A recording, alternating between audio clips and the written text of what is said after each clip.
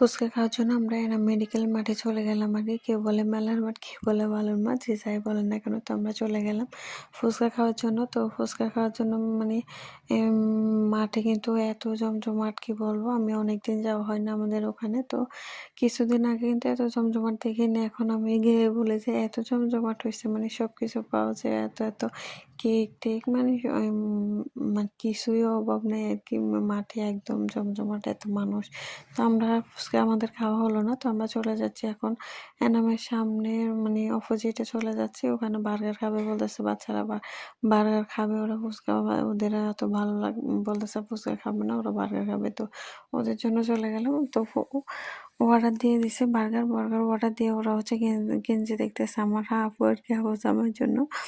তো যে তারপরে হচ্ছে অর্ডার দিয়ে ওরা হচ্ছে বাচ্চারা তো বসে আছে আর এখানে বানাইতেছে, এখানে লম্বা বন, তারপরে বার্গার, তারপরে অনেক ধরনের দুই তিনটা ছিল, আর ও ধারে ধারে দেখতেছে, ওরাই হচ্ছে বার্গার লাভাররা আর কি।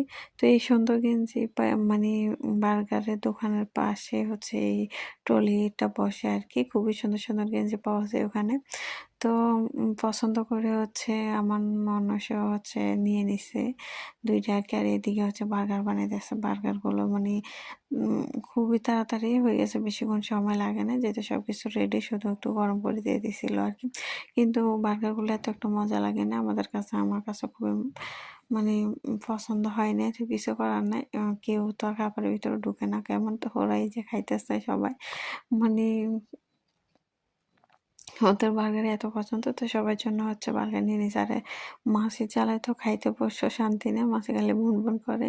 তো যেহেতু রাস্তার পাশে মাছি হবে, তারপর ওই জায়গাটা খুবই পরিষ্কার ছিল, তো একটা নোংরা ছিল না। তো আমরা হেঁটে চলে যাচ্ছি আবার মেলার মাঠের দিকে। তো মেলার মাঠের দিকে দেখা যাক, বাসায় কয়েকজন মানুষ আছে, আমার শ্বশুর শাশুড়ি, আমার হচ্ছে দুলাভাই বাসায় ছিল, যার কারণে হচ্ছে ওদের জন্য ফুচকা কিনতে, মানে ফুচকা মেলার মাঠ থেকে নিয়ে নিবে আর কি।